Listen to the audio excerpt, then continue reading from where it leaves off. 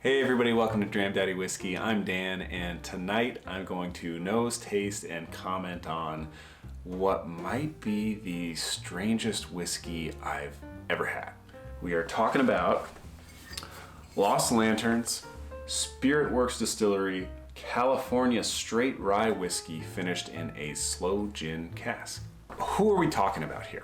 Lost Lantern is one of the coolest companies in American whiskey today, in my opinion. They made it their mission to visit a ton of distilleries across the country on an 8-month road trip to visit them in person, to learn more about the company, about the founders, about what drives them, about what makes them different, what sets them apart, and to try their whiskey.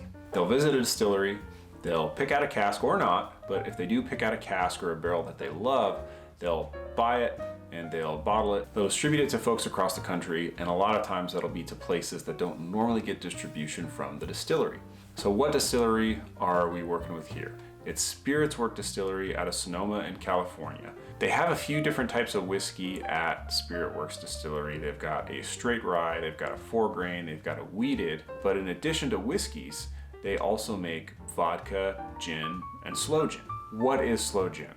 Gin is basically vodka that ends up getting infused through one of a few different processes with different botanicals or fruits or herbs, the flavors from those during the distillation process. Sometimes the infusion can happen afterwards or at the tail end, and it can still be called a gin.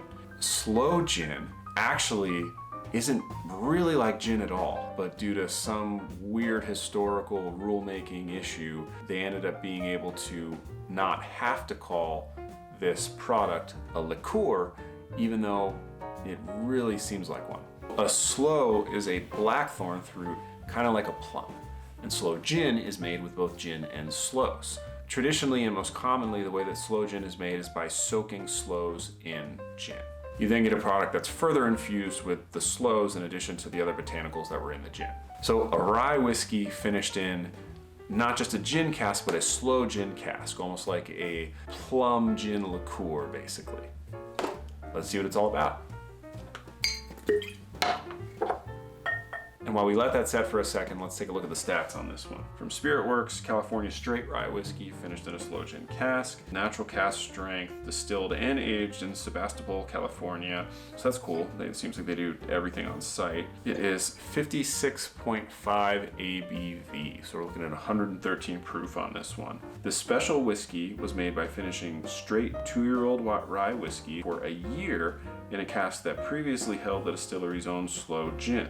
Having tasted this before, I can tell you I'm not at all surprised that a third of the aging for this bottle was done in that sloe gin cask. Most bourbon and rye spend their whole life being aged in virgin, new, charred oak casks for 50% of that time. So a third of the total time to be aged in a completely different type of cask, you would think that would impart a lot of new and interesting flavor in it. And spoiler alert, this one does. Let's give it a nose. So right away, you know this is a different animal. I mean, the gin is hitting you in the face. There's like floral and citrus notes on this, like a lemon peel. Something zesty on there too. You do get a little bit of some kind of baking spice, maybe a tiny bit of cinnamon, with an underlying vanilla from the oak that's there, but you really got to dive deep for that, because what really comes across really, really strongly is that gin. This is different than any whiskey I've ever smelled before. I get really strong, like black tea notes. Like if you've ever had a black tea that isn't subtle, that's really, really punchy, this reminds me a lot of that, which, you know, I'm kind of digging. I don't know that I'd be in the mood for that all the time, but right now, it's hitting me right. Let's give it a taste. Oh, right in the eye. Oh, damn it. Shoot, that hurt. I don't know how that physically could happen by just rolling something in a glen it can shoot out, but oh my gosh, every now and then it does. And on once in a blue moon, it gets you right in the eye and you wake right up. Holy smokes. Okay, I am recovered enough. Let's give it a taste. Just roll it far away this time. See what it's all about. This tastes maybe more like a gin than a whiskey, which is nuts It's definitely fruity. That black tea note that I got on the nose, it's not really as strong on the palate. I get a lot of strawberry on the front palate. The lemony note I was getting isn't really there. And then as it goes to the mid palate, I start to pick up on those black tea notes again. But what's lingering with me right now really is that strawberry note. I'm not getting a ton of like juniper, and my guess is that the gin is pretty heavily influenced by the sloes, and that comes through a lot. I mean, it is a really strong pungent sweetness, but there's definitely a lot of gin in this. Maybe not literally, but like a lot of that flavor is in here.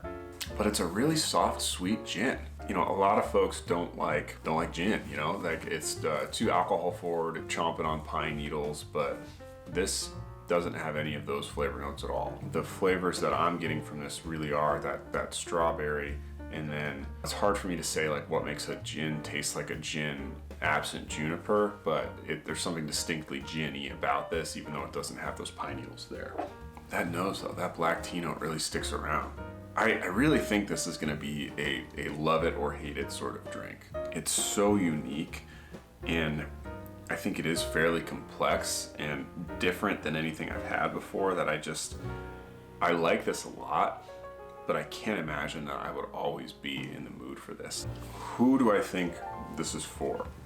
That's tough to say. Maybe the Sloe gin really blends well with the rye, at least the flavors do, because it's very, very hard for me to pick out that rye. I don't really get a whole lot of strong rye notes on this. It's hard to say that if you really like whiskey or rye whiskey that you're gonna really like this, but I can say that if you're looking for something different, and if you like any of the notes that I've been sharing, like black tea in particular for the nose, or if you do like gin, if that's something that you can sip on, or you can have a really spirit forward gin cocktail and appreciate that, then I think this is something that's absolutely worth trying, maybe even going out and buying depending on your budget. It's not cheap. I mean, I think this was like somewhere between 100 and 120. I do think it's still available though, if you wanted to buy this one. How the heck am I gonna score this though?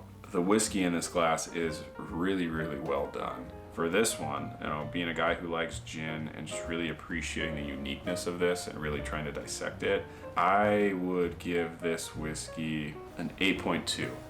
It's very, very good, maybe even great, but it will scratch a particular itch. I think it's geared toward a very particular niche, and it will be a love it or hate it sort of whiskey, I think for sure. Total grade, price, allocation, availability. This is one of 207 bottles. Availability is limited, even though you can still buy it right now if you wanted to. And the price, yeah, I mean, you're in triple digits for this, low triple digits. I'd probably give this one a B-, maybe even a C+, just because for that sort of grade, I feel like I do need to take into account just like, you know, the overall package, but also the overall audience. And if someone's gonna spend $100 to $120 to try something, I'm speculating a bit here, but I think it's possible that there are people who are gonna buy this and absolutely hate it, really. And there are gonna be those that buy it and absolutely love it. And I think that's a really big gamble, especially when this is the sort of bottle that you can't really buy in a bar. Probably a C+ on that. That sucks because I really appreciate what